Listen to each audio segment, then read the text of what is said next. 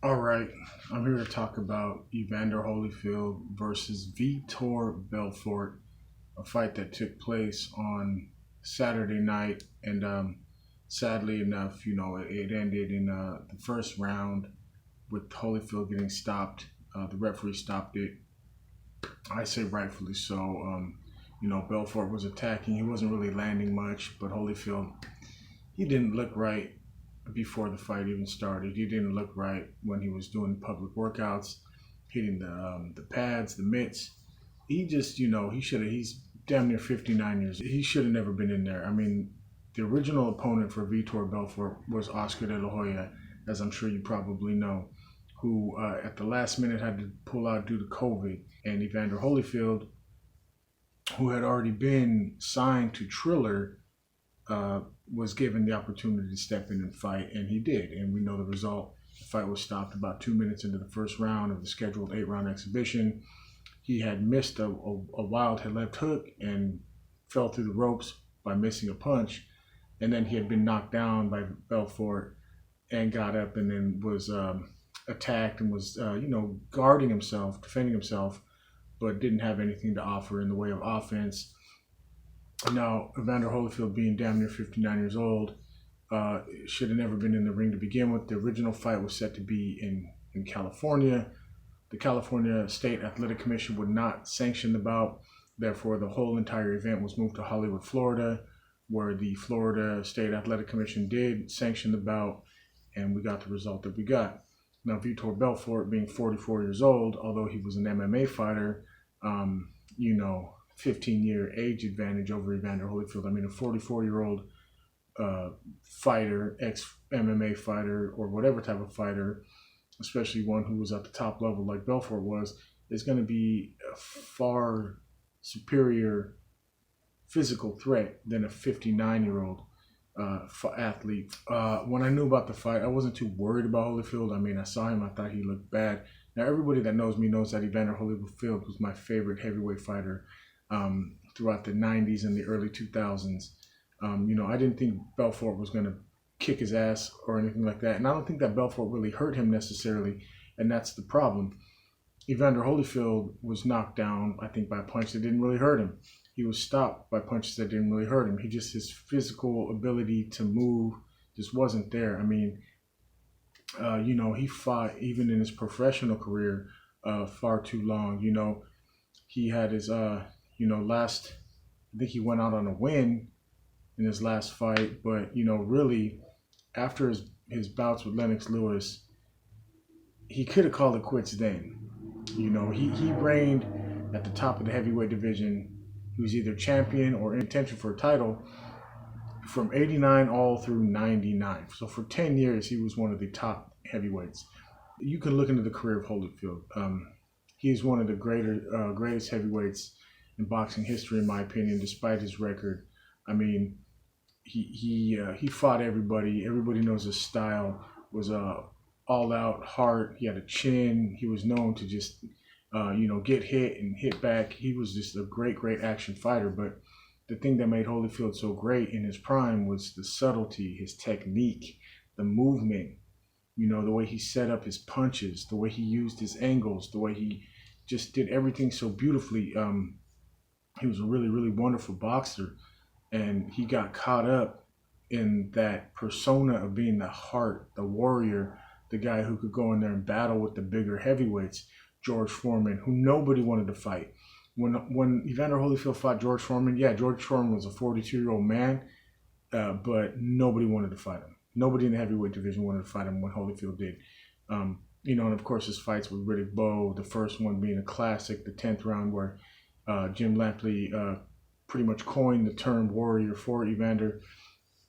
I mean, he was an all-heart fighter and an all-action fighter at his best, but he was also a really good boxing technician, and that's what made him good.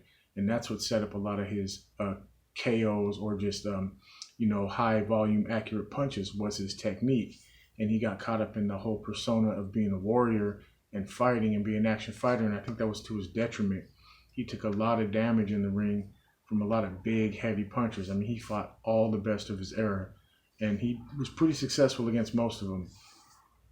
And after his 2 fights with Lewis, he had that trilogy with John Ruiz, of which he had a win, a loss, and a draw. And then he went on to lose 3 fights in a row, and that's when he should have called it quits. He had the 3 losses in a row. James Toney, Chris Bird, 2 slick southpaw middleweights who moved up to heavyweight, and then Larry Donald, the former opponent of his rival Riddick Bowe. He lost 3 fights in a row, should have called it quits, came back, won a few more fights, even challenged for the title again. After his losses to Toney and Bird, that should have been it. But of course, like all great fighters, they're the last to know that they don't have it, and he fought on. And he lost. Even though he ended his professional career on a win, that was 10 years ago in 2011.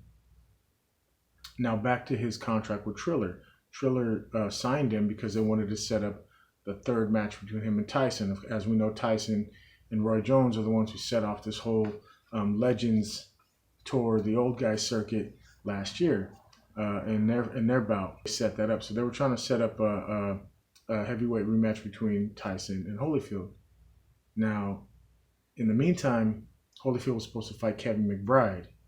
Kevin McBride is the last guy to beat Tyson in Tyson's professional career. Now, what gets me is that when people talk about the great heavyweights of the 80s and the 90s, Tyson, they talk about him being potentially the greatest next to Muhammad Ali, except for his inability to have the self-discipline, his habits with the hookers and the cocaine, and that's why he lost to Buster Douglas. Everybody always makes an excuse for Mike Tyson. Don't get me wrong, I love Mike Tyson. He's one of my favorite fighters, and I love the journey that he's gone through as a man and what he shows us. I love his podcast. I love who he is nowadays.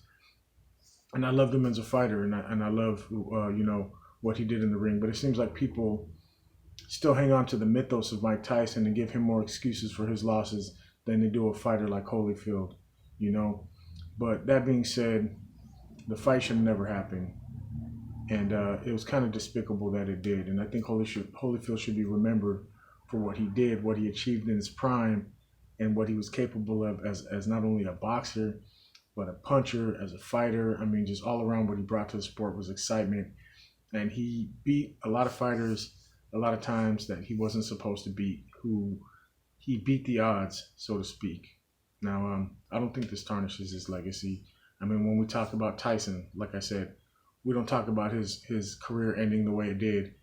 2 straight losses to fighters that he shouldn't have lost to. Like Kevin McBride was supposed to be Holyfield's Triller opponent, in the interim before they set up that 3rd fight with him and Tyson.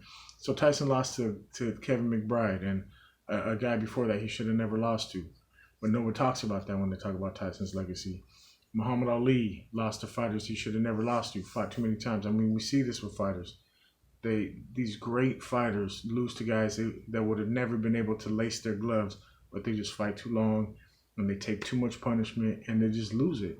Father Time catches up, all the punishment they take in the ring catches up, and then just Father Time catches up. They just can't do it anymore. Good thing Holyfield didn't really get hurt.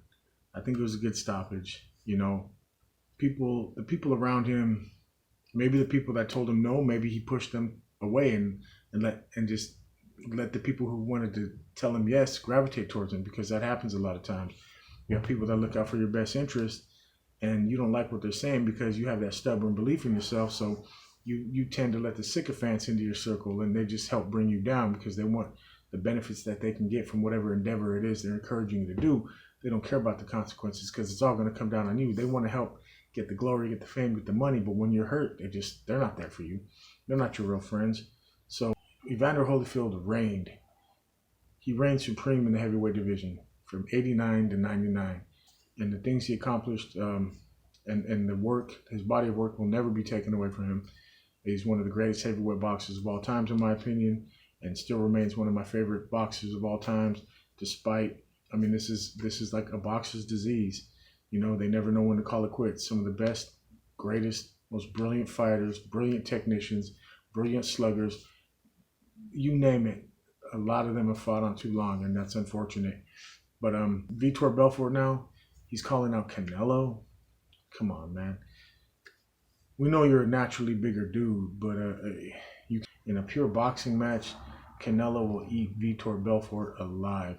And I don't even think Canelo's going to entertain that shit. Just like when the Logans and the Jake Pauls call out Canelo, he just laughs them off because they have no business in the ring with that man whatsoever, unless it's for a photo opportunity.